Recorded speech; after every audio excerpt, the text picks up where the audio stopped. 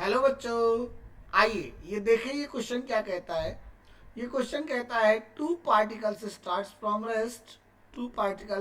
From rest simultaneously and are equally accelerated throughout the motion.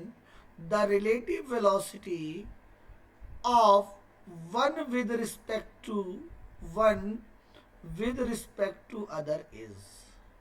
यहाँ पर question कह रहा है दो पार्टिकल दोनों रेस से स्टार्ट होते हैं, इक्वली एक्सिलरेटेड होते हैं, उनकी रिलेटिव वेलोसिटी निकालनी है एक एक दूसरे के रिस्पेक्ट में। तो relative velocity of one with respect to other हमें निकालना है। एज वी नो दैट की कॉन्सेप्ट की बात करें तो जो की है वो कहती है velocity of A with respect to B is equal to velocity of A minus velocity of B.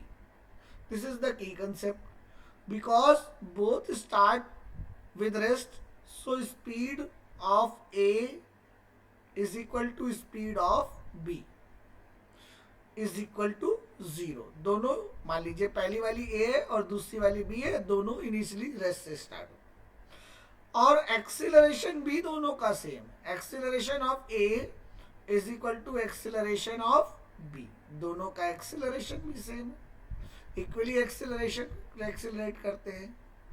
ठीक है, हमें रिलेटिव वेलोसिटी निकालनी है one with respect to other.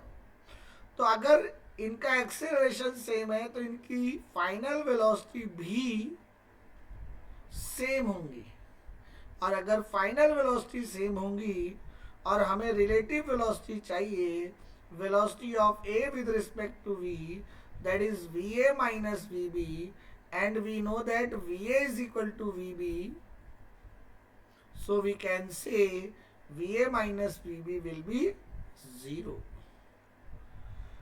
यानी इनकी रिलेटिव वेलोसिटी जो होगी वो जीरो होगी। और जब हम इसको ऑप्शन में चेक करते हैं तो ऑप्शन में देखते हैं पहला ही ऑप्शन हमारा जो है वो जीरो है, so the answer is option A. So this is our explanation for this question. Hope you will understand. Thank you.